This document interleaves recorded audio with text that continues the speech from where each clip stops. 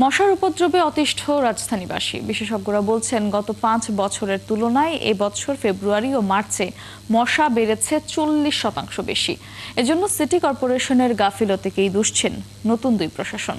সামনে ডেঙ্গু নিয়ন্ত্রণ তাদের সামনে বড় চ্যালেঞ্জ। হিমেল মাহবুবের প্রতিবেদন।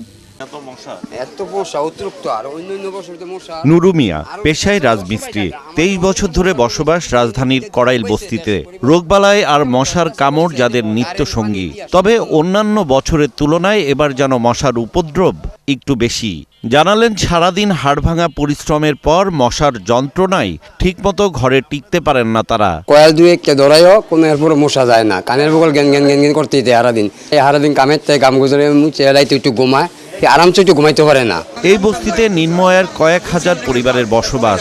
মশার যন্ত্রণায় অতিষ্ঠ সবাই, দেখারও যেন কেউ নেই। মশা কোন জায়গায় নাই আর কি। আপনি যা বসেন আমার ঘরে, আপনি খালি থাপড়াইবেন, খালি থাপড়াইবেন, পায়ের মধ্যে থাপড়াইবেন, খালি এনে থাপড়াইবেন, এনে থাপড়াইবেন, এনে থাপড়াইবেন, কয়টা ভাত কামু না ভাত মশা থাপড়াবো। গ্লিটারের টুইন লেমন ও অ্যান্টিব্যাকটেরিয়াল ফর্মুলা বাসনকে চকচকে জীবাণুমুক্ত করে আমাদের দেয় গ্লিটার গ্যারান্টি। মশার যন্ত্রণায় বাসার আশেপাশে একটু থাকা যায় না। অনেক জ্বর অসুখ বিসুখ হইতেছে। আমাদের এলাকায় কোনো মশার ওষুধ দিতে কেউ আসে নাই এখন পর্যন্ত।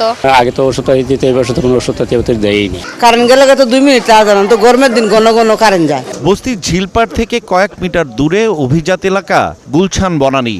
মশার উপদ্রব যেন তাদেরও পিছু ছাড়ছে না। ম্যাক্স টু ম্যাক্স 5 মিনিট থেকে 6 মিনিটের বেশি বসা যায় না, এক জায়গায় স্টে করা যায় না। অনেক ওষুধ দেই, অনেক কিছু দেই, স্টিল অনেক বেশি মশা থাকে। গতবারের তুলনায় এবার অনেক বেশি মশা। শুধু গুলছান বনানী বা কড়াইল বস্তি নয়, রাজধানীবাসীকে যেন মশার অত্যাচারে রীতিমতো যুদ্ধ করতে হচ্ছে। বিশেষজ্ঞরা বলছেন গত 2 মাসে মশার প্রজনন 5 বছরের রেকর্ড ভেঙেছে। চলতি বছর ডেঙ্গু বাড়ার শঙ্কাও তাদের। ফেব্রুয়ারি মাসে এবং মার্চ মাসের প্রথম সপ্তাহে মশার ঘনত্ব বিগত 5 বছরের তুলনায় প্রায় 40% বেশি ছিল। রাজধানীতে মশা বাড়ার দায় আগের প্রশাসনকেই দিলেন নতুন দায়িত্ব পাওয়া ঢাকার 2 সিটির প্রশাসক। তারা করেই নেই। এখন আমরা এসে এগুলোকে হাত দিচ্ছি। দীর্ঘদিন আসলে সিটি কর্পোরেশনটা বেওয়ারিশের মতো পড়েছিল। প্রো পিপল যে সমস্ত কাজগুলো করার কথা ছিল, কাজগুলো হচ্ছিল না। সেই কারণেই ঢাকা শহর একটা জঞ্জালের নগরীতে রূপান্তরিত হয়েছিল।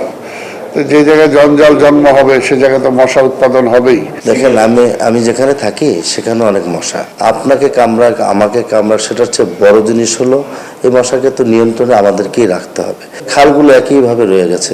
পানি যদি চলাচল না থাকে সেখানে তো মশার লার্ভার সৃষ্টি হয় এবং সেখান থেকে মশা আরো বৃদ্ধি পায়। চলতি মৌসুমে ডেঙ্গু মোকাবেলায় কতটা কি করতে পারবেন 2 প্রশাসক, সেদিকেই তাকিয়ে নগরবাসী। হিমেল মাহবুব, 71, ঢাকা।